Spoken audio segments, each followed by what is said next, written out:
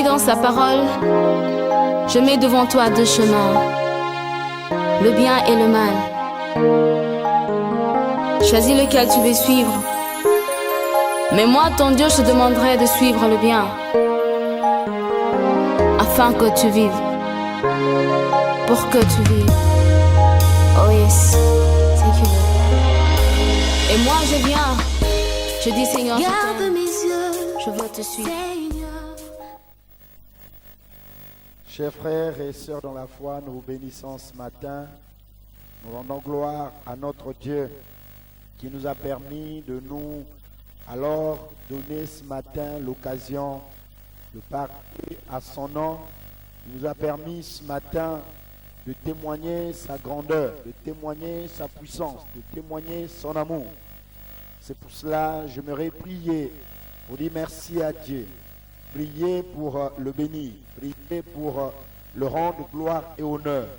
Je prie ce matin, si tu peux prier avec moi. Notre Père et notre Dieu, nous te bénissons ce matin, nous te rendons toute la gloire et l'honneur, parce que nous reconnaissons en toi le véritable Dieu. Nous reconnaissons en toi le Dieu qui est unique. Nous reconnaissons, Seigneur, ta divinité. Une divinité que nous ne saurons comparer avec les divinités créées par les hommes. C'est pour cela, Dieu de gloire et Dieu de bonté, ce matin, nous voulons nous recommander sous ta grâce. Nous voulons recommander, Seigneur, ces instants d'instruction entre tes mains. Nous croyons que tu as la sagesse et l'intelligence. L'intelligence et la sagesse que nous avons ne viennent pas au Dieu, de la connaissance de la chose ou de la lettre, mais nous, cette intelligence, sagesse que nous avons vient de toi, Seigneur. C'est pour cela que nous recommandons, Seigneur, c'est un moment d'instruction entre tes mains et nous te prions, Seigneur, de saisir, de toucher nos cœurs avant de nous parler. Nos cœurs sont entièrement disposés à toi et nous nous recommandons sous ta grâce. C'est dans le nom puissant et merveilleux de Jésus que nous venons ainsi de prier et nous disons Amen. Nous continuons donc ce matin, par la grâce de Dieu, avec l'enseignement que nous avons commencé hier. Hier, nous avons introduit quelque chose d'essentiel. Quelle est la part de ton héritage? Quelle est la part de ton héritage? Tel était le thème d'hier. Et nous voulons continuer parce que le temps ne nous avait pas permis d'aller dans les profondeurs de cet enseignement. Nous avons parlé et nous avons dit que l'héritage est ce qui vient par la voie de succession, c'est-à-dire l'ensemble des biens réels acquis ou non par voie de succession. L'héritage était également aussi quelque chose qu'on transmettait de génération en génération. Nous avons classifié, nous avons catégorisé l'héritage en trois catégories. La première catégorie, nous avons dit que il existait l'héritage de biens matériels ou financiers, ce qui fait d'ailleurs l'objet, n'est-ce pas, des guerres, de divisions, de séparation, de dislocation de la société. La société est divisée, disloquée aujourd'hui à cause, n'est-ce pas, des biens matériels. Des biens matériels que les hommes et les femmes n'arrivent pas, n'est-ce pas, à s'asseoir, à dire quelle est la part de mon héritage, quelle est la part de l'héritage de notre pays, de notre tribu, de notre famille. Et les gens se divisent pour des biens matériels. Le monde entier est divisé à cause des biens matériels.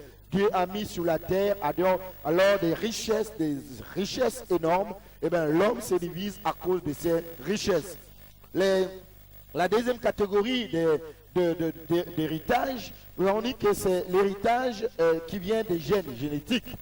C'est-à-dire des maladies héréditaires, des comportements, de comportements, d'attitudes, des humeurs, alors que nous recevons de génération en génération, partant des grands-parents jusqu'à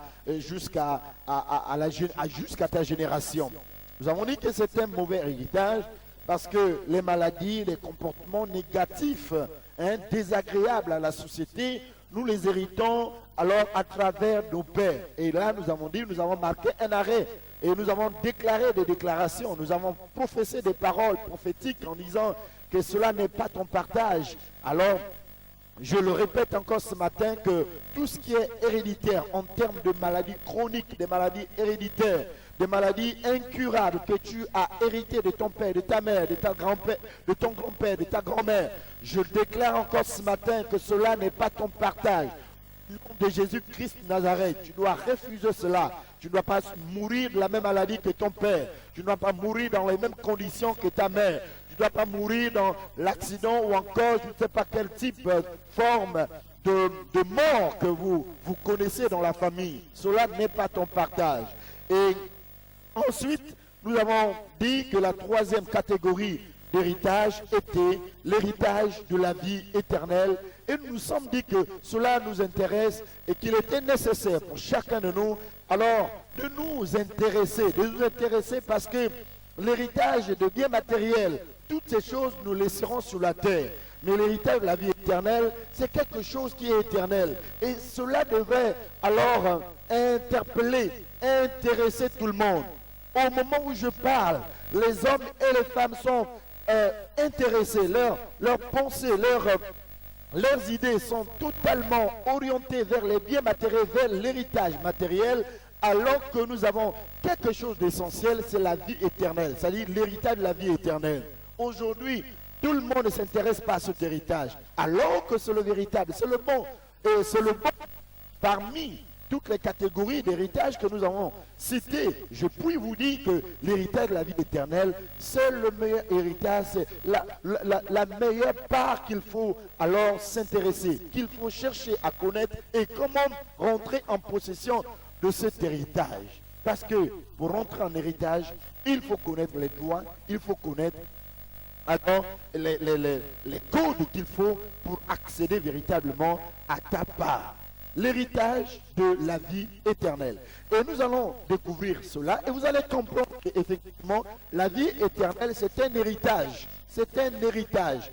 Dieu a donné la vie éternelle à la disposition, a mis la vie éternelle à la disposition de tous ses enfants, pourvu que ces enfants se conforment, n'est-ce pas, au principe, se conforment au principe que lui, il a mis en place pour que l'homme et la femme héritent la vie éternelle.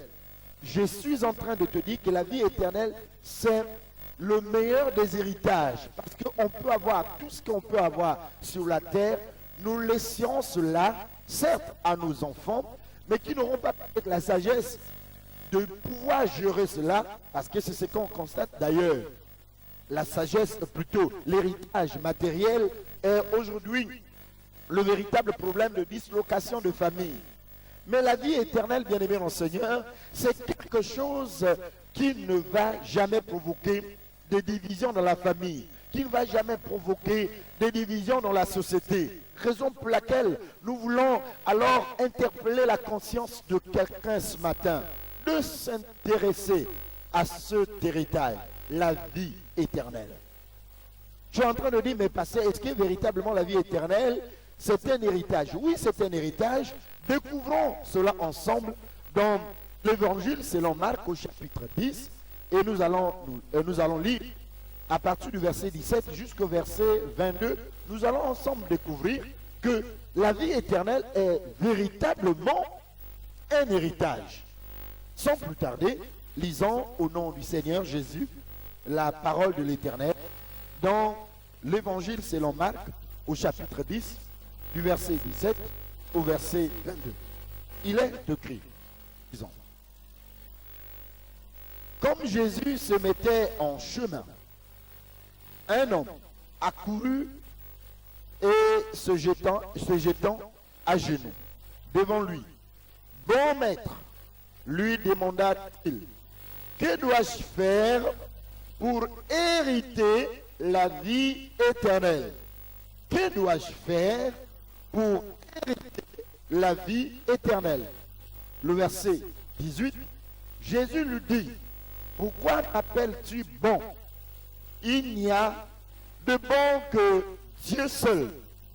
Verset 19, tu connais les 10 commandements, tu connais les commandements. Tu ne commettras point d'adultère, tu ne tueras point, tu ne déroberas point. Tu ne déroberas point. Voilà, excusez-moi, celui-là, oui, nous sommes au verset 19. Tu ne diras point de faux témoignages. Tu ne feras tort à personne. Honore ton père, ta mère. Verset. Il lui répondit, Maître, j'ai observé toutes ces choses de ma jeunesse. Jésus, l'ayant regardé les mains, et lui dit, il te manque une chose.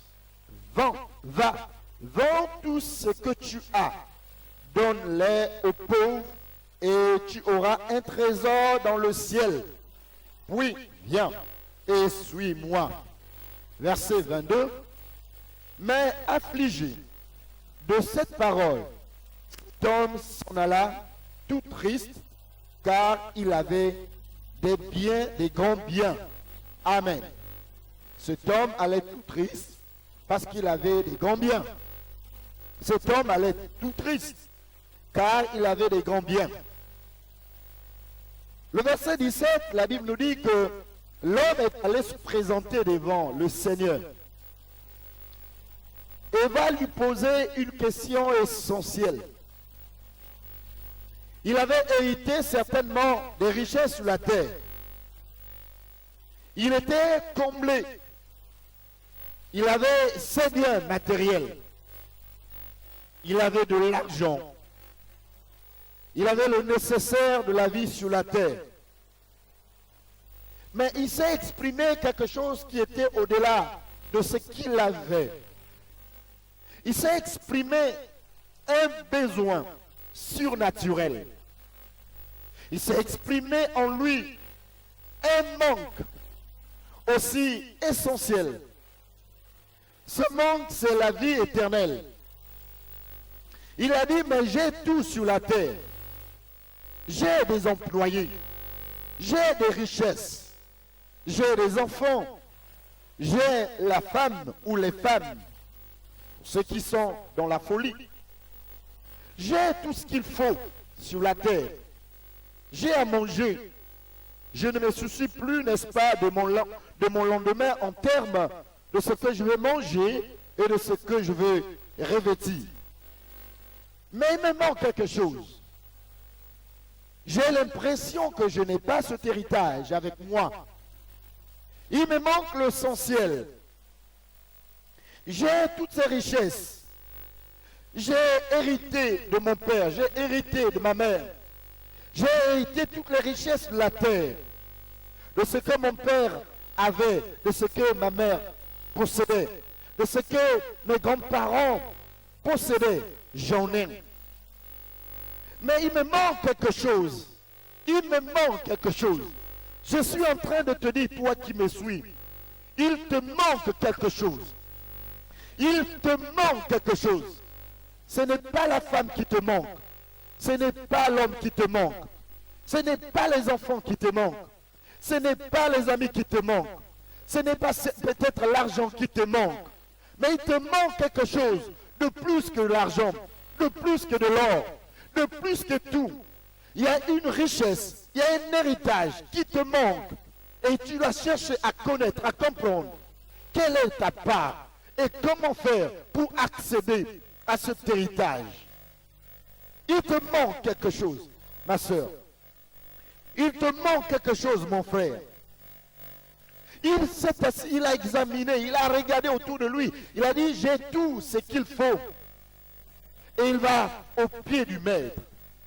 Et il va lui poser la question, celle de savoir, que dois-je faire pour hériter la vie éternelle? Que dois-je faire pour hériter? C'est-à-dire, il est convaincu que la vie éternelle, c'est un héritage. C'est un héritage. Un héritage, c'est-à-dire quelque chose qui est déjà prédisposé pourvu qu'on remplisse les conditions pour hériter la vie éternelle. Il allait auprès du maître et lui posa la question de savoir, que dois-je faire? Quelle est ma part? d'héritage pour la vie éternelle. Il est allé auprès du maître. Et le maître lui a dit, eh bien, mais pour avoir la vie éternelle, il faut que tu honores les 10 commandements. Et l'homme va regarder autour de lui et il va se rendre compte que depuis le bas âge, parce qu'il était de coutume pour les Hébreux dès leur jeunesse, alors de connaître les 10 commandements. C'était leur coutume. Comme nous avons autant que nous sommes dans nos différentes régions, des coutumes. Et certains sont bien stricts derrière leurs coutumes. Ils appliquent à la lettre ce que la coutume dit. Mais malheureusement, ils ont de la peine pour appliquer ce que le véritable, celui qui est au-dessus de la coutume dit. Et cet homme, donc, va dire au maître que moi, depuis mon jeune âge, je fais ce que la loi d'Israël, ce que la Torah, ce que Moïse a prescrit dans la loi. Je n'honore mon père, je ne vole pas, je ne tue pas, j'honore ma mère, je ne dérobe point, je ne commets pas d'adultère, je ne m'incline pas devant les statuettes, je n'en fabrique même pas d'ailleurs. En face de moi, je n'ai point d'autre Dieu que le véritable Dieu d'Israël, le Créateur des cieux et de la terre. En fait, il est en train de dire au maître qu'en réalité, il n'a pas de problème avec les 10 commandements. Et la Bible nous dit, Jésus n'a pas dit qu'il disait faux. Pour preuve, la Bible dit que Jésus l'aima. Jésus a donc apprécié, a aimé tout ce qu'il a prononcé, a dit. Et Jésus va regarder autour de lui, il va se rendre compte qu'il y avait un véritable problème. Un véritable problème qui empêchait cet homme, effectivement, de mériter, d'hériter la vie éternelle. Il va regarder, il va se rendre compte que c'était un homme qui avait pour préoccupation sur la terre de gagner tout ce qui était sur la terre. La préoccupation de ces jeunes riches, sa préoccupation sur la terre, c'était de gagner toutes les richesses de la terre. Je ne sais pas quelle est ta préoccupation sur la terre, mais pour cet homme, c'était de gagner toutes les richesses de la terre. Quand bien même il a gagné toutes les richesses de la terre, mais il y avait toujours un besoin. Le besoin d'un véritable héritage. Le besoin de rentrer en possession de cet héritage. Tu as ce besoin. Tu as ce besoin. C'est un besoin pressant. Si tu fais semblant, même si tu fais des efforts de vouloir oublier, de vouloir négliger, c'est un besoin. C'est un besoin pour tout homme. La vie éternelle. La vie éternelle, c'est un besoin. La vie éternelle, c'est une préoccupation. La vie éternelle, c'est une nécessité. La vie éternelle, ce n'est pas la blague. La vie éternelle, ce n'est pas une histoire. La vie éternelle, bien-aimé dans le Seigneur, ce n'est pas quelque chose qu'il faut jouer avec. Ce n'est pas une chimère. Non, ma soeur, non, mon frère. Laisse-moi te dire que c'est une évidence. C'est une réalité. C'est incontestable.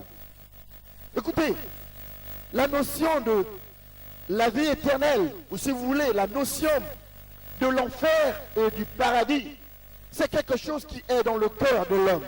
C'est dans l'âme de l'homme. C'est dans la pensée de l'homme.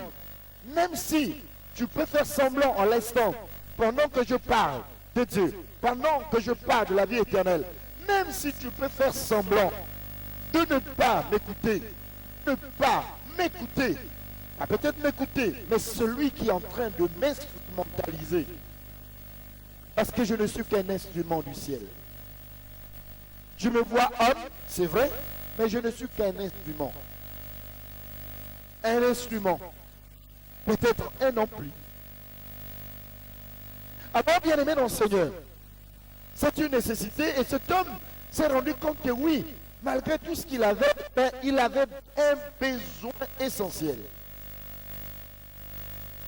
J'aimerais que tu t'arrêtes à un moment donné dans ta vie et que tu dises que j'ai un besoin essentiel. J'ai un besoin essentiel et je dois chercher à rentrer, à me mettre en conformité pour que je puisse obtenir, alors je puisse être satisfait de par ce besoin. Il s'est arrêté, il a dit, bon maître, j'ai besoin de la vie éternelle, j'ai besoin d'hériter la vie éternelle. J'ai besoin d'hériter la vie éternelle. Et le maître lui a dit d'honorer alors les 10 commandements. Il a dit, je n'ai pas de problème avec les 10 commandements. Et le Seigneur le regarde et lui dit, tu as un véritable problème. Le problème c'est que ta vie est attachée à tout ce qui est matériel. Libère-toi de ce qui est matériel. Libère-toi de la richesse, de la première catégorie d'héritage. C'est-à-dire l'héritage de biens matériels, de biens financiers. Libère-toi de cet héritage. Parce que cet héritage est éphémère. Cet héritage est destiné à la rouille. Cet héritage est destiné aux termites. Cet héritage est destiné, n'est-ce pas, à être abandonné. Cet héritage crée des problèmes. Abandonne, rejette, partage, donne à d'autres. Parce que, en fait, en réalité, Dieu pouvait se rendre compte que, dans la part de son héritage, il avait utilisé, bien aimé enseignant, certainement des voies aussi qui n'étaient pas des voies normales, des voies qui n'étaient pas des voies de justice, jusqu'à avoir une telle richesse. Certainement, il avait, dans la part de ses biens matériels, il avait pris les parts d'autres personnes. Et raison pour laquelle Dieu lui demande de restituer les parts qui n'étaient pas alors les siennes. Il va lui dire, restitue les parts. Parce que dans cet héritage matériel, tu en as pris suffisamment et la plupart des parts que tu as pris n'étaient pas des parts destinées à toi. Donc restitue d'abord les parts des autres. Bien-aimés dans le Seigneur, c'est la réalité de ce que nous vivons, de ce que la société vit aujourd'hui, de ce que les hommes vivent. Les plus forts aujourd'hui prennent les parts des autres.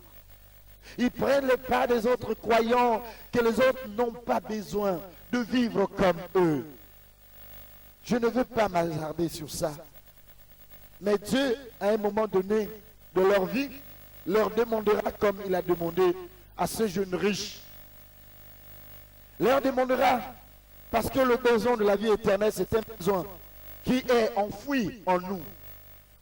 La preuve en est que vous allez vous rendre compte, frères et sœurs dans la foi, même ceux qui étaient dans la Rose-Croix, même ceux qui étaient dans la franc-maçonnerie, même ceux qui étaient de vrais gangas, lorsqu'ils meurent, on cherche à faire pour eux la messe de requiem. C'est pour dire que la vie éternelle est une nécessité. Messe de requiem qui ne va aboutir à rien. Ça n'aboutira à rien, messe de requiem, c'est 0 sur 20. 0. Ça veut dire quoi? Ça veut dire en réalité il y a un besoin. Pourquoi on pense maintenant à la messe de requiem? Quand tu étais vivant, tu étais où? Tu faisais quoi? Qu'est-ce que tu as fait pour chercher à connaître, à découvrir, à prendre déjà, à préparer ta part d'héritage de vie éternelle? Tu étais où? Tu étais où, frère? Tu étais où, ma soeur? C'est le moment. Ce n'est pas quelqu'un qui le fera à ta place. Vous connaissez la méchanceté des hommes. Ça, ce n'est que du folklore. Ce n'est que une pratique religieuse. Et ça n'a rien de vivant. Il n'y a rien de ce qui soit salvatrice. Il n'y a rien dans cette pratique. Rien, je vous dis, il n'y a rien dans cette pratique. C'est maintenant qu'il faut chercher la vie éternelle. Il faut faire comme ce jeune homme. bien qu'il n'ait pas arrivé au bout, n'est-ce pas, de sa mission, de sa démarche, parce qu'il aurait abandonné en cours de chemin. Et nous aurons l'occasion certainement d'en parler, parce qu'il y en a d'autres qui prennent l'engagement de pouvoir décider de marcher avec le Seigneur, mais par des conditions, ils abandonnent. Je prie pour toi que tu n'abandonnes pas le chemin de Dieu, quelles que soient les conditions que le Seigneur va te poser en cours de chemin. N'abandonne pas, parce que c'est la meilleure des parts. C'est la part qui nous est essentielle. C'est l'héritage qui nous est essentiel. L'héritage des microbes, des virus, des bactéries, des caractères nous amène à la mort, à la perdition. L'héritage de bien matériel nous amène à la dislocation de famille. Mais l'héritage de la vie éternelle, bien aimé mon Seigneur, c'est éternel comme le mot le dit. La vie éternelle. C'est la part qu'il faut chercher. C'est cette part qu'il faut chercher. Quelle est la part de ton héritage? Bien-aimés frères, bien-aimées sœurs, je suis vraiment, comme toi, flatté par cette inspiration du Saint-Esprit concernant la part de mon héritage, la part de mon héritage, la part de ton héritage. Toi qui me suis, je prie que le Saint-Esprit nous aide à comprendre. Parce que nous allons marquer, juste avec vous, une petite pause, question, de regarder, de chanter ensemble, comme j'aime le dire, chante ensemble avec ce merveilleux frère.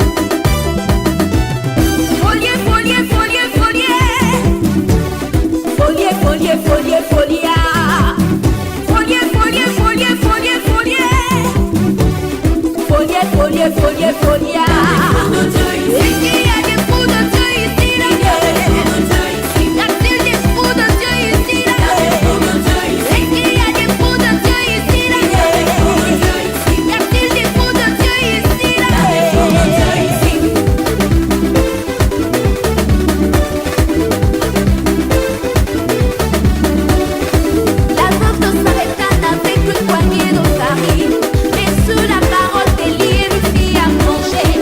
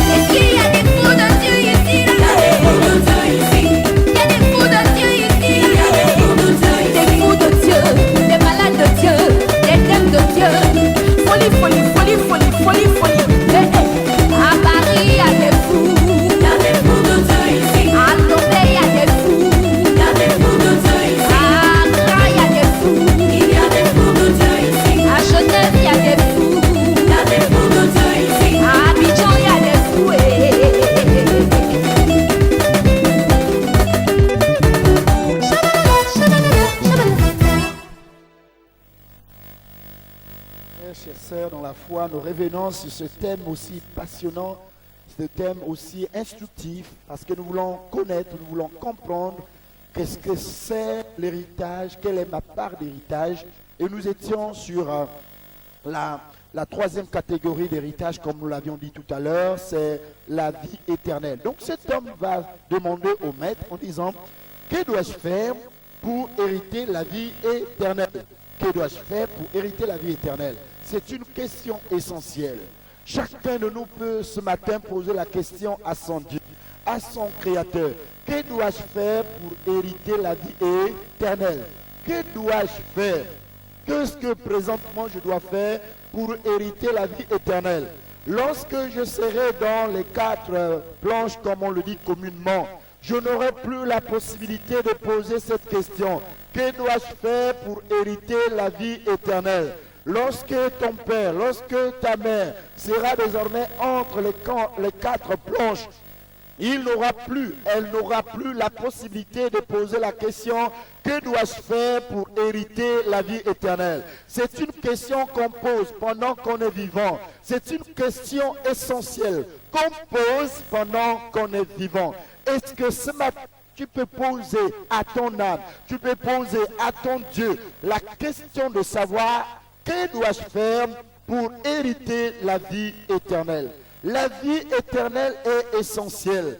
La vie éternelle, c'est cette vie qui nous permettra de vivre dans la présence de Dieu. C'est cette vie qui nous permettra de vivre en de meilleures conditions. C'est cette vie qui nous permettra de vivre hors, alors, ce que nous appelons, ce que nous connaissons tous, l'enfer. L'enfer, c'est une condamnation éternelle. C'est une prison éternelle. C'est une prison à perpétuité, mais de façon éternelle. Imaginez vous-même, vous avez à peine 18 ans et que vous êtes condamné à perpétuité. C'est vrai, c'est compliqué, c'est difficile. Parce que vous n'avez imaginé que vous avez 18 ans et que votre vie est appelée à connaître la mort à partir de 100 ans. Vous voyez que toute la partie de votre vie, vous allez passer cela en prison. Il n'y a pas de plus pénible que vivre emprisonné. Il n'y a pas de plus pénible que d'être privé de sa liberté.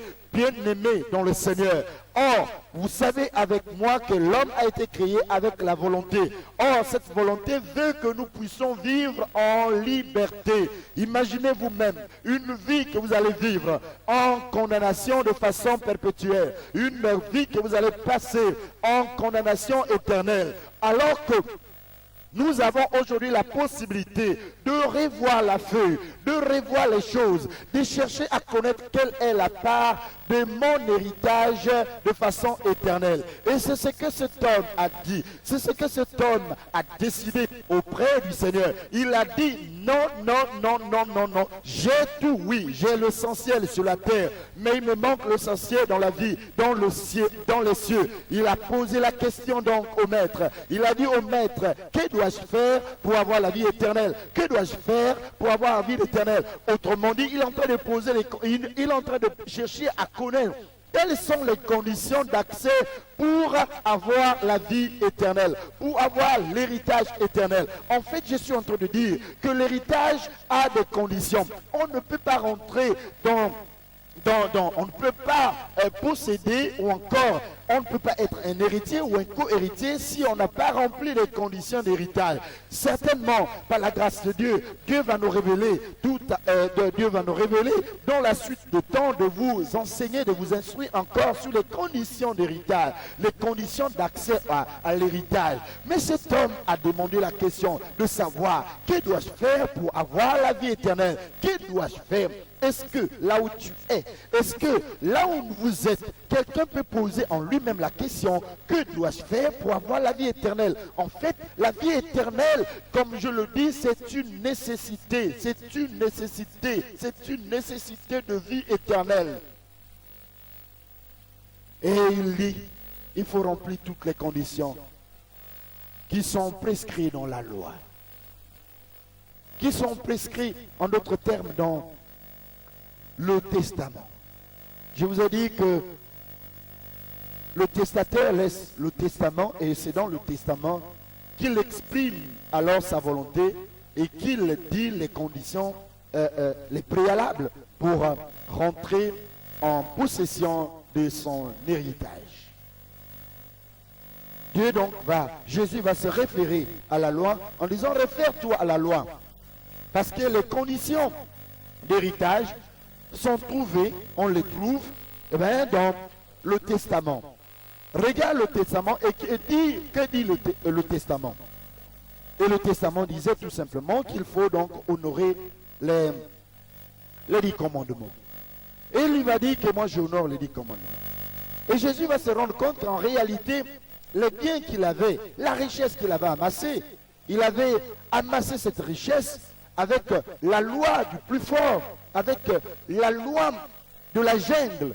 Et il va lui demander, lui imposer en disant, ce que tu as aujourd'hui, de façon matérielle, ce que tu possèdes aujourd'hui, de façon matérielle, ce que tu penses être ton héritage matériel, financier, en réalité, la plupart des parts qui sont dans ce que tu as, ce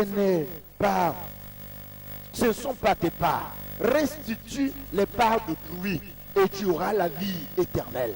Restitue les parts que tu as volées. Restitue les parts que tu as braquées. Restitue les parts que tu as prises par la loi du plus fort. Restitue les parts que tu as prises par ton influence financière. Restitue les parts que tu as par rapport à ce que tu as gagné par rapport à ton influence politique. Restitue les parts que tu as pris par rapport à ton influence ecclésiastique. Restitue ces parts et tu auras, suis-moi et tu auras la vie éternelle. Autrement dit, frères et sœurs dans la foi, pour avoir la vie éternelle, ce n'est pas moi qui le dis, c'est Christ le dit. On restitue ce qui n'est pas à nous. Restituer le péché. Restituer le mal. Déposer le mal. Si tu as pris en trop ce qui n'est pas à toi, restitue. Si tu connais que tu as quelque chose qui n'honore pas Dieu, restitue. Dépose ces choses et suis Jésus. Voilà la condition ou les conditions qu'il faut pour avoir la vie éternelle. L'héritage de la vie éternelle. Nous devons nous engager à restituer tout ce qui n'est pas de nous. Tout ce que nous avons acquis par la force, par la méchanceté, par la haine, tout ce que nous avons acquis par des méthodes occultes, par des méthodes de pratiques occultes, par des pratiques qui n'ont pas Dieu. Nous devons restituer ces choses et ensuite nous devons suivre Christ.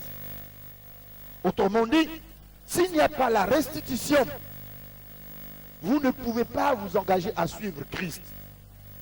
Parce que la condition de suivre Christ dépend d'abord de la restitution. Il faut que tu restitues ce qui n'est pas de toi, ce qui est à autrui, ce qui n'est pas conforme. Tu dois d'abord restituer. Une fois restitué, vous verrez que suivre Christ ne serait plus difficile. Aujourd'hui, le problème de l'Église, le problème des chrétiens, c'est qu'ils n'arrivent pas à restituer ce qui n'est pas conforme. Ce que Dieu demande de restituer, nous devons restituer parce que ça ne nous servira à rien. Ce sont des choses encombrantes. Ce sont des choses très, très encombrantes. Nous devons donc les restituer. Et ensuite, nous serons légers et nous pouvons suivre Christ parce qu'en le suivant, nous aurons notre part, effectivement, d'héritage. Je ne sais pas si je te fais comprendre ou le Saint-Esprit te fait comprendre, mais ma prière est que ce message soit accessible à ton niveau et que tu comprennes que tu as intérêt de restituer ce qui n'est pas de toi, ce qui n'est pas conforme pour que tu aies la vie éternelle.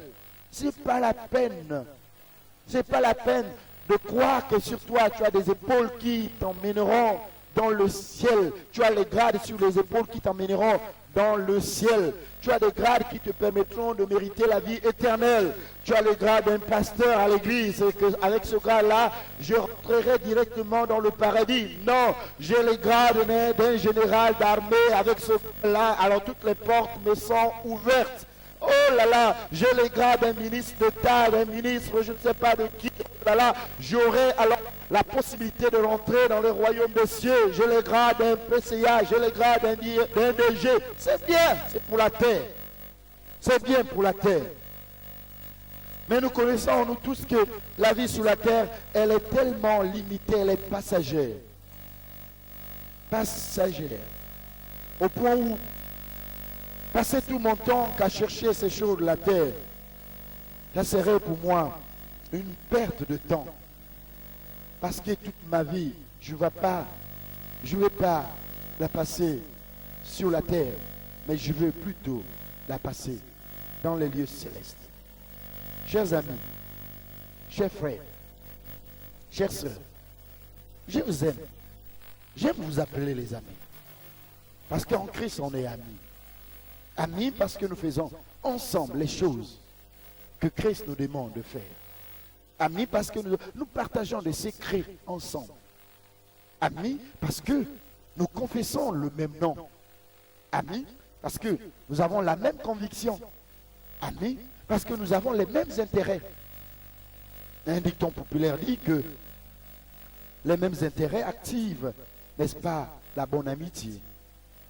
J'aimerais te dire, mon ami, j'aimerais te dire, mon ami, que toi et moi, nous avons intérêt de poser doucement à Dieu la question, au Saint-Esprit la question, aux hommes de Dieu la question.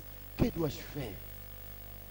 Que dois-je faire pour avoir la vie éternelle? C'est essentiel. C'est important. C'est primordial. La vie éternelle, ce n'est pas une blague. Ce n'est pas une blague. Demandez à n'importe qui. Ce jour, on souhaiterait amener son père, quel que soit ce qu'il était, ce qu'il faisait. On souhaiterait l'amener à une église pour une messe de requiem. On souhaiterait organiser une messe de requiem pour lui, pour elle. Ça donnerait quoi? Qu'est-ce que ça va donner? Rien du tout. C'est maintenant qu'il faut poser la question à Dieu. Et d'ailleurs, j'ai envie même de te dire, pourquoi on ne l'amène pas là où il était à la Rose-Croix pour aller faire la messe, je ne sais pas, là-bas? Pourquoi on ne l'amène pas dans le Njobi pour aller faire là où il faisait? C'est pratique. Pourquoi on vient maintenant chez Dieu? Ça veut dire que c'est une nécessité. Ça veut dire que c'est important, la vie éternelle. On ne la trouve pas nulle part là-bas. On ne trouve pas ça là-bas. On trouve la vie éternelle en Dieu, le véritable Dieu. Le véritable Dieu, c'est là-bas qu'on trouve la vie éternelle. Et pour trouver cette vie éternelle, il faut chercher à connaître quelles sont les conditions qu'il faut. Et les conditions que Dieu nous pose ne sont pas des conditions pénibles. Non. La Bible dit dans la première épître de Jean que les commandements de Dieu ne sont pas pénibles. Non. Les commandements de Dieu ne sont pas pénibles. Chers amis, les commandements de Dieu, c'est-à-dire la loi de Dieu, elle n'est pas pénible. Elle n'est pas pénible. C'est toi qui penses, c'est toi qui es paresseux, c'est toi qui ne veux pas. Malheureusement, cet homme, quand il a regardé sa richesse, il a comparé sa richesse à la vie éternelle et il s'est rendu compte que ses richesses étaient plus importantes que la vie éternelle. Au point où il a dit, je préfère laisser la vie éternelle et garder alors mes richesses. C'est la plus grosse bêtise.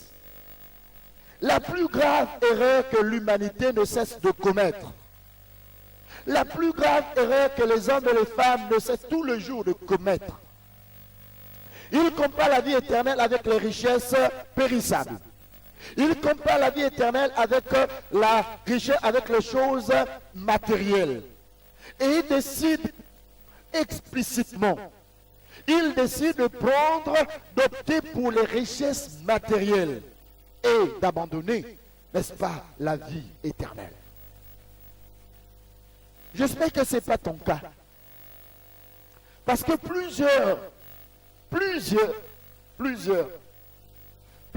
beaucoup vont rater ce qui est essentiel pour les choses périssables. Nous savons tous que lorsque tu mourras, Il n'y aura même pas un de tes enfants qui va penser que, bon, papa avait beaucoup d'argent, mettons quand même en dehors de tout ce qu'on a déjà fait pour lui, les habits, les cercueils les plus chers et tout ce qu'on peut faire, mettons quand même dans son cercueil, même une pièce de 100 francs. Peut-être le billet va dans un peu de temps, les insectes, plutôt les termites vont faire affaire. Mais au moins une pièce de 100 francs. Vous dites, mettons une pièce de 100 francs. Au moins ça va accompagner, ça va montrer que c'était quelqu'un de riche, ça va montrer que c'était quelqu'un de grand. On ne pense même pas une pièce de 100 francs à mettre dessus pour t'accompagner. Pour montrer que tu étais riche. Ça veut dire que ce sont des choses périssables. Des choses qui ne peuvent pas nous accompagner au-delà. Des choses qui ne peuvent rien faire face, n'est-ce pas, à ce que nous espérons un jour. Comment tu peux espérer la vie éternelle si la condition posée, tu l'as bottée en touche? Comment tu peux espérer la vie éternelle, ma soeur, mon frère, si la condition posée, tu ne l'as pas respectée? Tu n'as pas honoré. Cet homme a préféré, il a fait un choix. Il a fait un choix, il a décidé que moi, entre la vie éternelle et ma richesse, je préfère garder ma richesse. Je ne peux pas lâcher en aucun cas ma richesse. Qu'est-ce que je serai dans ce monde? Qu'est-ce que je serai dans ce monde? Les gens sont habitués à me voir rouler carrosse, comme on le dit. Les gens sont habitués à me voir avec cravate rouge. Les gens sont habitués à me voir bien penser. Les gens sont habitués. Maintenant, si je vends ça, je vais marcher désormais à pied. Les gens vont voir qu'il y a eu tombage, comme on le dit. Non, sœur. Non, mon frère. Ça, c'est un raisonnement humain. Ça, c'est un raisonnement charnel. Ça, c'est un raisonnement de la perdition. Ça, c'est un raisonnement qui t'amène tout droit à l'enfer. Laisse ces choses que l'Éternel te demande de laisser. Restitue ce qui n'est pas à toi. Donne ce qui n'est pas à toi, ce que tu as pris de façon illicite. Restitue cela. Nous regardons aujourd'hui que même notre nation a une institution qui parle de l'enrichissement illicite. Ça veut dire qu'il faut restituer ce qui n'est pas à toi. C'est quelque chose qui est grave, qui est condamnable devant Dieu. Dieu va nous condamner parce que nous avons pris la part, n'est-ce pas, les parts qui ne sont pas destinées à nous. Et la part qui est essentielle, la vie éternelle, nous l'abandonnons pour alors se battre pour des parts qui ne nous apportera pas grand-chose, même sur la terre. C'est pour te dire ce matin, c'est pour te conseiller ce matin. Je ne sais pas quel est ton choix. Je sais que tu es souverain dans tes choix. Parce que tu as été créé à l'image et à la ressemblance de Dieu. Au point même quand l'homme a décidé de choisir d'écouter la voix du serpent, il n'a pas eu de remords. Il a pris, n'est-ce pas, ses responsabilités. Il était souverain parce qu'il était créé à l'image et à la ressemblance de Dieu. Il avait sa volonté. Il pouvait s'exprimer en disant oui ou en disant non. Je ne sais pas. Je ne sais pas. Je ne sais pas. Mais je vais faire comme Dieu a demandé à l'homme. Je mets devant toi la bénédiction et la malédiction. Je mets devant toi la vie et la mort. Je mets devant toi le bien et le mal. Mais je te conseille de choisir la vie pour que tu vives. Je te conseille de choisir la bénédiction pour que le reste s'ensuit. Parce que c'est la bénédiction de l'Éternel qui enrichit et elle ne s'ensuit d'aucun chagrin. Je te conseille de faire le bien, afin que par le bien, tu sois alors respecté. On ne respecte pas les gens parce qu'ils font le mal. Non, on respecte les gens parce qu'ils font le bien. Ceux qui font le mal, eh bien, ils sont détestés en fait. En d'autres mots, on les fuit. On ne peut pas les aborder. Ils sont horribles, ils sont terrifiants. Ma soeur, mon frère, je te conseille, comme Dieu a conseillé à l'homme, je te conseille alors de prendre la bonne part, de chercher à abandonner, à restituer ce qui n'est pas à toi, afin que tu t'engages alors pour la vie éternelle. Ne t'arrête pas en cours de chemin. Toi qui as décidé de marcher désormais avec Dieu pour la vie éternelle, ne fais pas comme cet homme qui a fini par abandonner, n'est-ce pas, sa démarche. C'était une bonne démarche, n'est-ce pas, de suivre Christ pour la vie éternelle, d'abandonner le péché pour la vie éternelle, d'abandonner le mensonge pour la vie éternelle, d'abandonner le vol pour la vie éternelle, d'abandonner l'escroquerie pour la vie éternelle, d'abandonner l'immoralité pour la vie éternelle, d'abandonner la vie, n'est-ce pas, médiocre dans le péché pour la vie éternelle. Je t'encourage, toi qui me suis. Je t'encourage, toi qui écoutes cette parole, d'abandonner tout ce que l'Éternel te demande d'abandonner pour mériter la vie éternelle, pour hériter la vie éternelle. Tel était le message que le Saint-Esprit nous a instruit ce matin pour vous communiquer. J'ai été, bien-aimé, j'ai reçu de l'Éternel. L'Éternel, le Saint-Esprit, permettez-moi, m'a intimé l'ordre de vous parler ce matin, alors de la part de ton héritage. La part de ton héritage. La part de ton héritage, ce n'est pas la bêtise que tu es en train de faire. La part de ton héritage est mieux que ce que tu as aujourd'hui. La part de ton héritage est mieux de toutes les considérations charnelles, de la richesse de la terre que tu as. Non, la part de ton héritage est mieux que ces considérations, est mieux que ce raisonnement qui t'empêche alors de marcher et de suivre, n'est-ce pas, le conseil, l'orientation que Dieu nous donne. Ce matin, bien-aimé, c'est encore, comme je ne cesserai de le dire, une charge, une responsabilité de vous parler de Dieu. Une responsabilité de vous parler de celui que vous avez du mal à connaître et à comprendre. Mais Dieu, par sa grâce, a permis que ce soit moi et qu'il soit instrument. Je fais que devant vous un instrument, un véritable instrument. Je n'ai rien dit de moi-même. Tout ce qui est sorti de ma bouche, c'est poussé par le Saint-Esprit. Tel le déclare la Bible, que c'est poussé par le Saint-Esprit que les hommes ont parlé de Dieu. Ce matin, c'est par le Saint-Esprit que je vous ai parlé. Par le Saint-Esprit, je vous conseille la part de la vie éternelle. Je vous conseille de suivre cette démarche et vous ne serez pas déçus. Vous avez été servi parce que je suis serviteur. Vous avez été servi ce matin par votre humble serviteur, le pasteur Alain Augy. Ceux qui veulent bien nous connaître davantage, nous sommes disposés pour vous conseiller, pour vous orienter. Que Dieu vous bénisse. Dieu dit dans sa parole, je mets devant toi deux chemins, le bien et le mal. Choisis lequel tu veux suivre. Mais moi, ton Dieu, je te demanderai de suivre le bien, afin que tu vives, pour que tu vives. Oh yes, c'est que et moi je viens, je dis Seigneur, garde mes yeux, je veux te suivre.